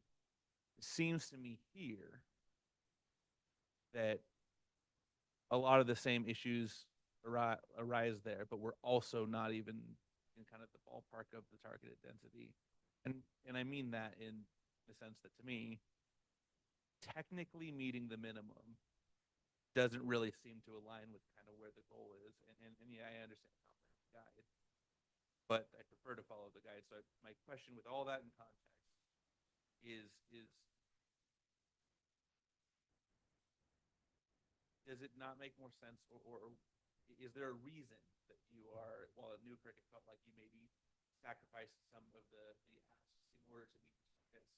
You kind of prioritize one to either. Here you're, again, not really fully meeting for any of kind of those targets that are. Commissioner Smith, if I understand the question, so at Newkirk, it was a little different in some ways, in the sense that that was a TNR designation, and so we had multifamily on the east side that pulled up our density somewhat, right? We had one block of alley load, and then the rest of it was not alley load. So that was another internal block, and all of the outer ring so in this case, we don't have the benefit of being able to push up our density with some multifamily on the east side like we did at Newkirk. So we're already just barely at the density that is required for the medium-high density. So that's where we feel like we're put in a difficult position of saying, okay, we want you to use alley loaded lots predominantly through the whole thing, which will knock our density down significantly. Like it won't, I don't even know if it'll be in the 7s, it's probably less. But still being asked to hit a medium high density residential density band, that's an impossible position. And then when you're asking us to do it with the type of product that we don't think people want, that it starts to become an ask that is essentially too much. Now, but we have included it, and we have included it at the entry of our project. So it's predominant, but it is not the majority of the lots by any means. Go ahead. I guess my question, and this can also be a question for staff, is there anything, including this application, from taking more of an approach like at Newkirk, where there was maybe a pocket that's more similar to kind of your higher density that can offset some of the decreased density that would be created by incorporating some of staff's plans? Is there anything that's preventing them from building more dense multifamily in a pocket and then offsetting that with incorporating those plans? That seems to me to kind of fit within a little bit more of the spirit of what we're going for here, which is to me why I was more in support of Newkirk and have questions around this. Is there anything preventing that other than just kind of the desire of the development preventing kind of more of a bit of density offset by more alley load and those things that would reduce density elsewhere in the Commissioner Smith, I'm not sure I understand your question. Are you asking if we could do like multifamily in a portion of the project? Yeah, so essentially in Newkirk, you had multifamily that was denser that offset some of the less dense single family created by the alley load and some of those other design elements that were desirable. Is there a reason that you can't do that here, given that, like you're talking about, there are somewhat similar scenarios, similar limitations, but the application is vastly different to what we saw at Newkirk? Mr. Chair, members of the commission, I'll start on the topic and then let the applicant rebut as well. But no, there isn't. The R15, it would require redesign for sure, and because of it is R15 instead of the TNR like the Newkirk project, it would require them to also submit a concurrent CUP.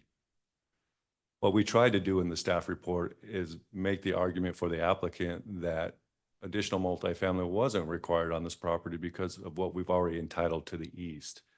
And so we were trying to give, when we met with them and discussed some of these issues, we were like, we're fine with something other than multifamily here, but can we get closer to these design concepts?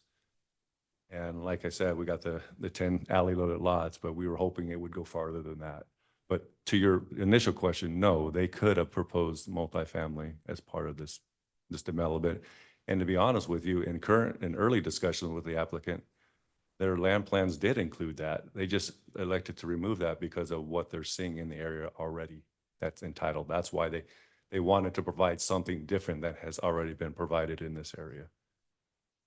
Commissioner Smith, I would just to further elaborate on that, immediately to our east is already entitled 500 apartment units, right? So, you know, the idea of the 10-mile plan and the way I read the 10-mile plan is not that you're looking at each project by project. You're looking at the overall area to see, okay, what kind of product is out there? What kind of homes are on offer? And then in addition, that target of 12 is also spread across the area, right? So the project immediately to our east pulls up that area density. Meanwhile, we're trying to just keep ourselves within the medium high density residential band but still have a project that's viable when you've got, you know, it doesn't make sense to do additional multifamily there when you've got 500 units that have just been approved. Thank you. Commissioners, anything else? Madam Clerk, do we have anybody signed up to testify? I know there's only three other people in here. Sorry, sir. Kason Waddell.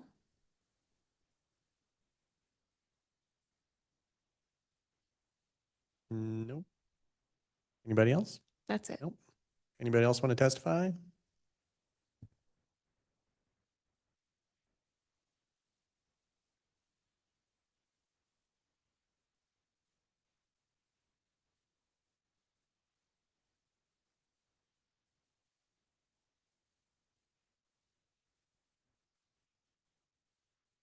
Mr. Chair.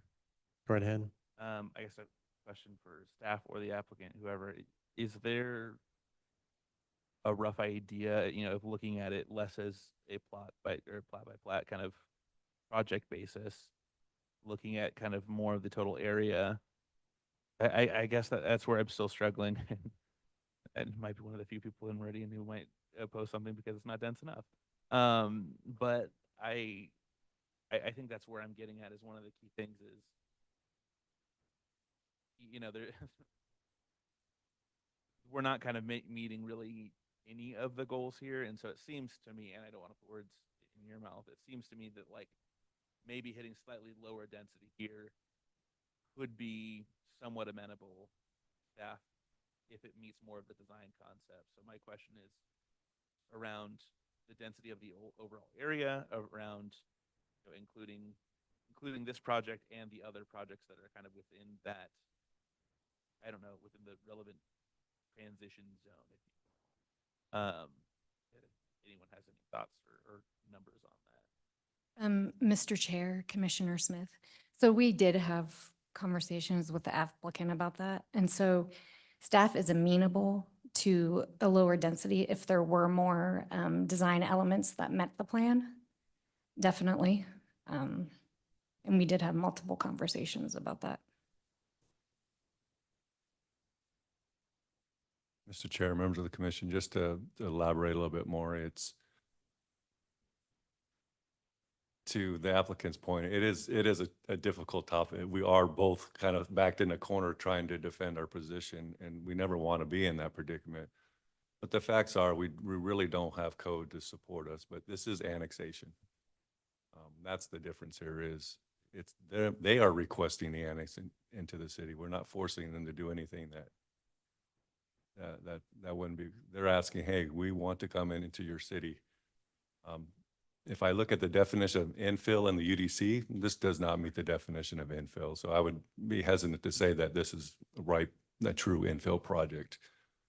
But with that being said, the comp plan isn't parcel specific like this property is. So yes, we would concede on some of the density if they can make it work.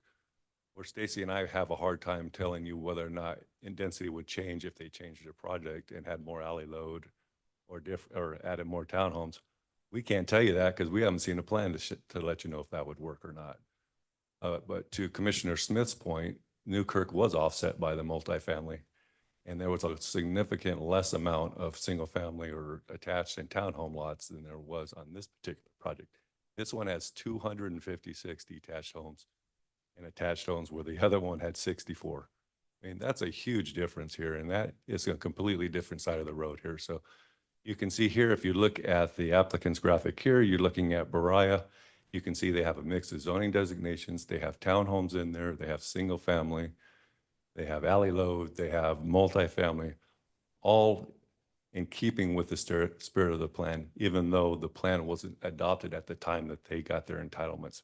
But they were required in the development agreement to meet specific design criteria. And that's why you see that developed here. So everyone that we've met with on this significant, or this section of town or in the 10-mile area, we are holding as much as possible to those design elements. And so we don't want the applicant to think that we're not supportive of this plan. I love the open space. I like the amenities. It's a good development. Unfortunately, it's hard for Stacy and I to support that when it misses the mark from the design elements in the plan. The zoning matrix that is in the comprehensive plan isn't to specify what's allowed to go in there. It's just to show you what the code, what is allowed in that zoning designations, for example. So if someone came in with an R15, those are permitted uses in the R15 zone. So when we say it's consistent with the zone, it is, because single family attached and detached and townhomes are principally permitted uses in those zones.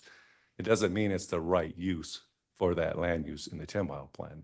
It just references, if this is your land use designation, here is the preferred zoning, and these are the uses allowed in that zone.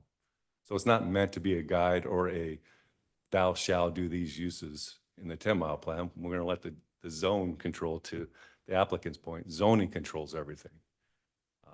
And over the years, we have made some modifications to the EDC after the adoption of the plan. So we did add the ME zone to our code and the HE zone, which are commercial designations. And then we've also modified our TNR zoning standards to reflect some of these design concepts, but not all of them. So that's why Stacy and I put it in our recommendation to you is, obviously you're hearing both sides of the story here. And I think that's where we left it off with all of you, because it's really, the plan is a visionary document. And the code is the tool we use to implement the plan. So I can't fault the applicant in their argument. It's just the fact that we're at annexation. We had asked for a little bit more. We did not get that. The applicant wanted to move forward with their plan, and we were very straightforward with them and said, if you don't incorporate some of these other additional items, we can't recommend make a favorable recommendation on the plan. And that's why we're in front of you tonight. Okay. Thank you, Bill. Appreciate that. Mr. Chairman, can I, Go ahead. let's see if I can, I want to add this in a very kind of abstract, high level way. So I don't want to participate in the policy discussion. That's your job, and staff's doing planning staff's doing a fine job. I do want to comment a little bit on a legal topic that Mr. Heath discussed and Bill's comments touched upon. And that is, because I think we're conflating some issues, and Mr. Heath, you're welcome to rebut if you think I'm off base, but I think it's important to recognize you have multiple requests before you today that you're making recommendations on. One is an annexation. And with that, if we go down that path, becomes the initial zoning. And then secondly, it's a preliminary plat. And so Mr. Heath is quite right, where the courts have consistently held that a comprehensive plan is more aspirational, provides guidelines. You can't ignore it, but it's not law either. That's more applicable under, not more, those rulings are under the Local Land Use Planning Act. That's our preliminary plat category. Annexations are under Title 50, something different than LUPA. And so as Mr. Parsons was just sort of pointing toward or talking about, annexation is a little bit different animal. And so in that instance, clearly you can look at the bigger picture in terms of, does this annexation request before the city fit the vision of the community and what we're trying to accomplish? And so ultimately you make a recommendation, the city council makes that decision as to whether annexation is in the city's best interest or not. But we're not confined to those LUPA decisions relative to that Mr. Heath was describing earlier. So I don't want to conflate those two issues. We have an annexation request, which stands on its own and is a little bit different animal. And then we have the other part of this request before you, which is those parts of preliminary plat in particular that fall within LUPA. So that makes sense? And Mr. Heath, you think I'm off base on that? Let me know. I think what I would clarify is that absolutely on the preliminary plat side of things, right? That's, you can't conflate the two. When it comes to the comprehensive plan, it's a factual evaluation based on the specific circumstances in this case, right? So yeah, is it generally in accordance with? Yeah, and that's what that means is generally. You have to look at it as a policy matter and not as a technical detailed matter. And that's why we're asking in this case for you to look at it from the perspective of there are inconsistent requirements within the 10-mile plan. You can't hit the density band and include the design elements that we're talking about. That's really, that was the discussion that we had with everyone at Newkirk. That's why all of these projects that you see on this plan up north, many of them are garage dominated. There's a mix of alley loaded, but there's a lot of garage dominated up there as well. And, you know, that same request was made. These projects were all still approved because I think as people have looked at this, they've realized, okay, we have to try to look at these goals together. And if we're going to try and get the density that we've contemplated in the 10-mile plan, then we're not going to be able to have all the design elements that the 10-mile plan speaks to.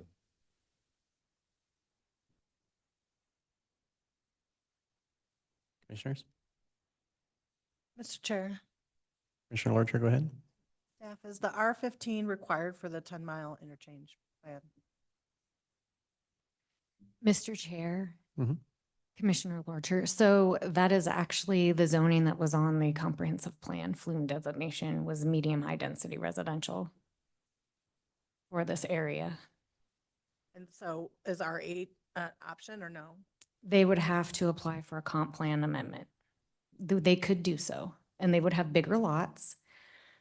I don't know if the applicant is amenable to that or not, but You that thought is an about at option. all? Now, as we look at the 10-mile interchange plan, this is what's called for is R15. The plan specifically says R15 is actually the only designation that gets the regular check mark. That means it's a possible choice. R8 is the only other one that gets any sort of a check mark, and it's a marginal choice. And as Stacy mentioned, that's going to require a comp plan amendment.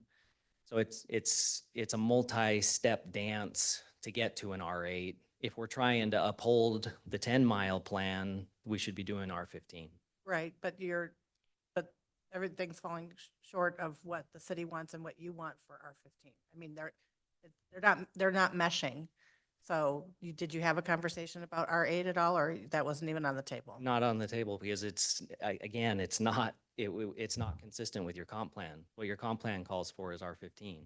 So we're trying to be consistent with the planning that's been asked for, that the city has identified in this case.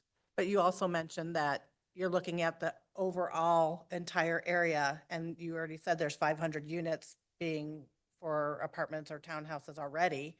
So even though the designation is R15 and you already have that, you don't want that product, you want to have single family in your area, but now there's conflict between density and space and all of those other things. So yes, in and of itself, it's R15, but like you pointed out, now you have to look at the whole area. It's not marketable for you to add more townhouses or apartments to your density plan because there's already going to be 500 right next door. So how do you resolve when you have all of these things kind of happening around you, yet you're trying to fulfill the need of the zoning in the first place? I mean, right now, I think we're all still kind of here. You're trying to fit it in, and the city is saying, well, yes, if you're going to do that, then this needs to be happening. But in your argument, you're saying, well, but that's already happening over there, so therefore we shouldn't do it over here. So I'm struggling with how is that in the best interest of anybody for you to be able to sell a product that's not already replicated next door and to be able to fulfill the comprehensive plan or the future land use map of what the city's trying to do. So I think is that kind of part of the crux of it too. Well, Commissioner Lorcher, I mean, I think the clarification I would make to that is that tension is not one of our making, right? That tension is inherent in the 10-mile plan itself. Because the 10-mile plan says this spot should be R15. R15 has as permitted uses, single-family detached townhouses, two-family duplexes. We want you to get from 8 to 15 dwelling units, but we also want you to have porches and alley loads. And that's the tension. That's the problem with treating this. And, you know, I almost said, went just first name with Kurt, but you know, to your attorney's point, that's my concern with the way this is being treated, is that interlocking between those design density standards is being treated like a zoning code question, when in fact it's a comprehensive plan question. And the only way you can reconcile it is by saying something's got to give, right? And something gave at all of those projects that I showed you that are north of us, and that the city has approved throughout the past couple of years. This is the first time I've seen a recommendation for denial on this question. And so that's where my concern comes from, is that we didn't create the tension. We're caught in the tension, and we're trying to resolve it in a way that makes sense to us. And we're already just below that density band, but being asked to make changes that are going to push us further down. Commissioner Smith, go ahead. I get what you're saying, but to Commissioner Lorcher's point, and it is with respect and not as a personal thing, but on the subject of application, it feels a little bit like trying to advocate. Like to all the other ones, to extend the metaphor, there is a tension, and something did give. It feels like here everything. There's not a clear direction that we're taking this. We're just kind of failing to meet the requirements all across the board evenly, and there's not a clear decision. For example, Newkirk, we met the density requirements a lot more clearly. We missed some of the design elements, but that was a compromise that was able to happen. Here it feels like we're missing across the board, and that's my issue here. You talk about the inconsistent requirements, you're hitting none of them, so there's not really a consistent enough, but yeah, I mean, missing the ones regarding the detention, specifically the design elements of the density, you're not really hitting either. And so between those requirements, yeah, they might be inconsistent with one another, but to my mind, there's like I'm just searching for a reason that we're not choosing either of them. Working with staff, not to put words in your mouth, staff just kind of seemed okay with lower density here for meeting more design elements. It seems like they're kind of giving you a direction for what might be able to give, and it's not being taken. So there's not a clear single sentence question there, but I just am really struggling to wrap my head around why it feels like they're kind of saying, hey, this area can budge a little bit, and you're not kind of taking that. Yeah, I don't know that that's a fair characterization of it, I guess is my response. You know, first of all, we do have shortened block lengths as compared to UDC. We did add the alley loads. Like I said, we would love not to have any alley loads, but we've got 10 alley loads. You know, we have provided the same, I just showed you the chart of what types of structures are permitted in the R15. We have those structures. And, you know, when you round, and which we do in the city code, we round to the nearest whole number up or down, then we're at the bottom of the density scale.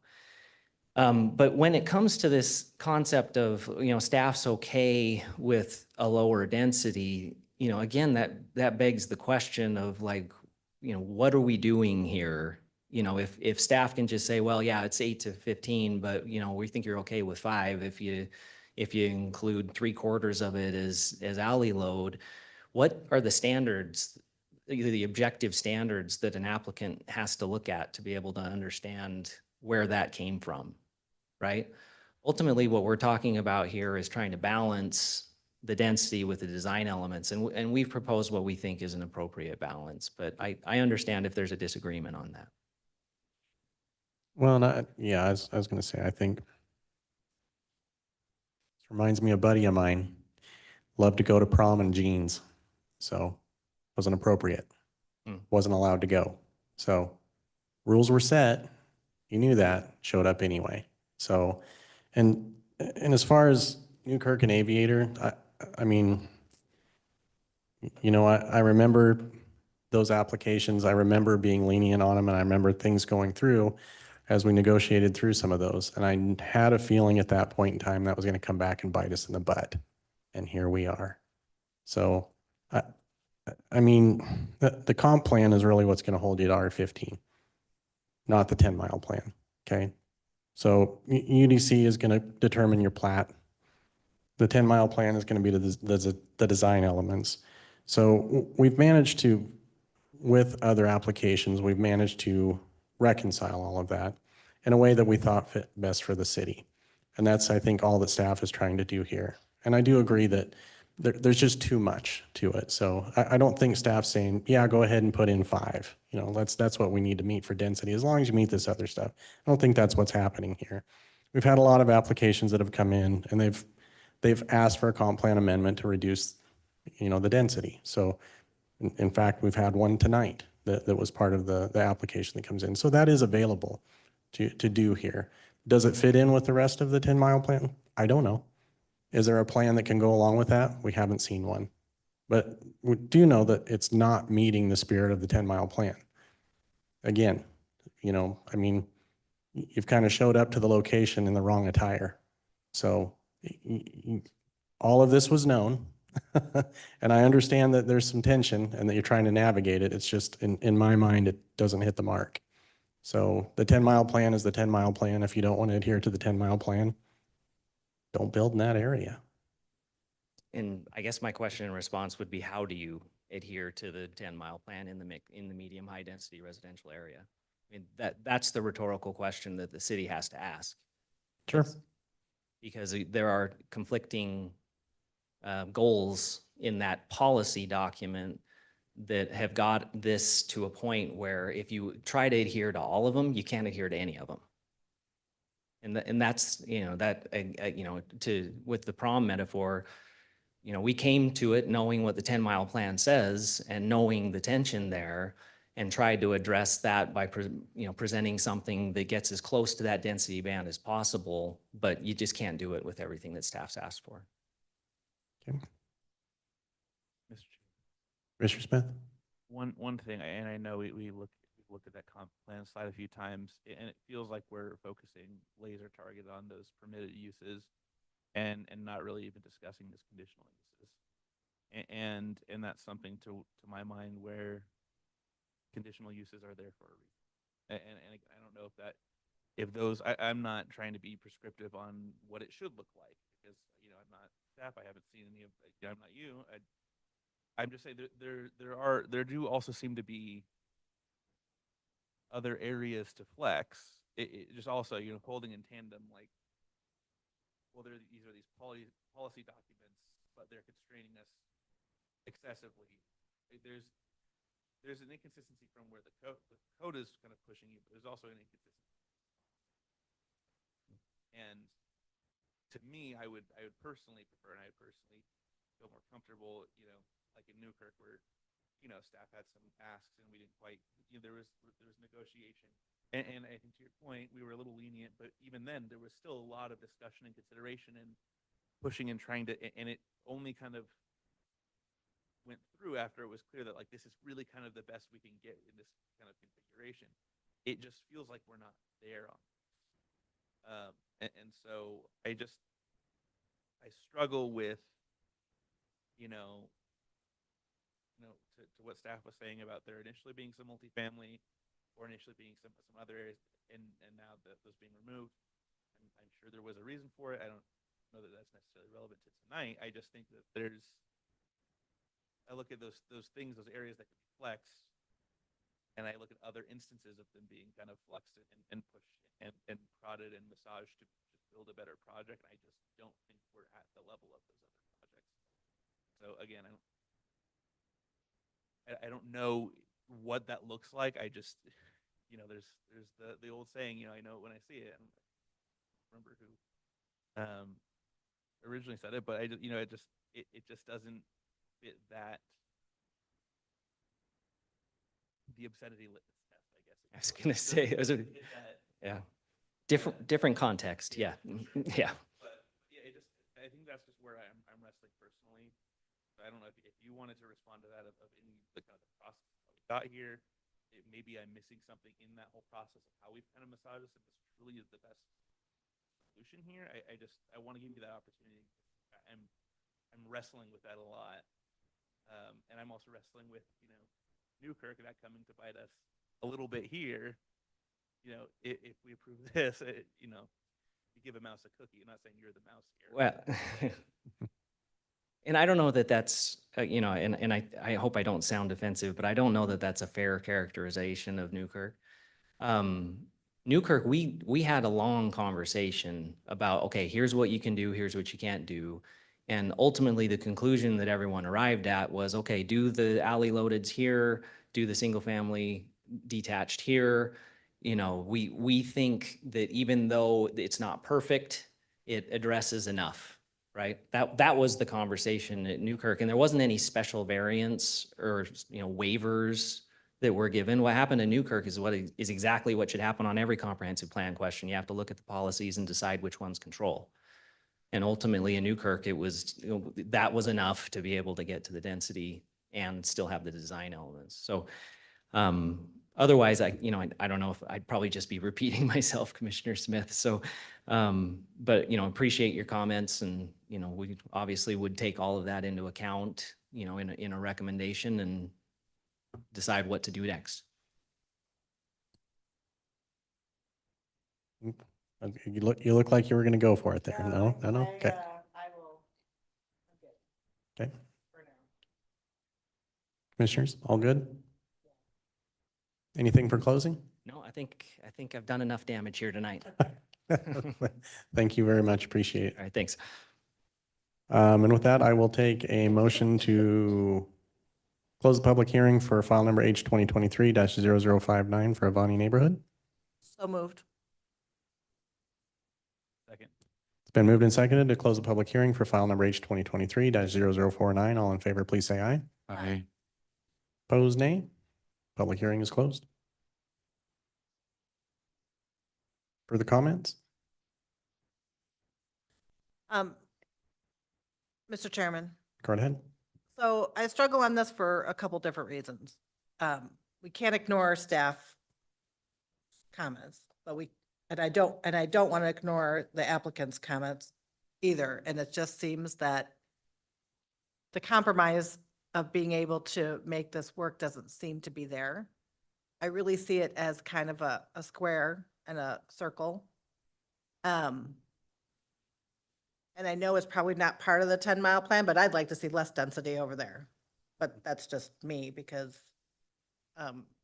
with everything else going on over at that corner, or that, that between 10-mile Black Cat Franklin and the interchange, with Farmstone being industrial, and who knows what the heck's going across the street with Ada County over there, to have more high density housing on a corridor that's really going to be designed for a lot of manufacturing, brings me cause as a parent and as a subdivision, because now you're not only competing with high density, you're competing with trucks and manufacturing and light industrial.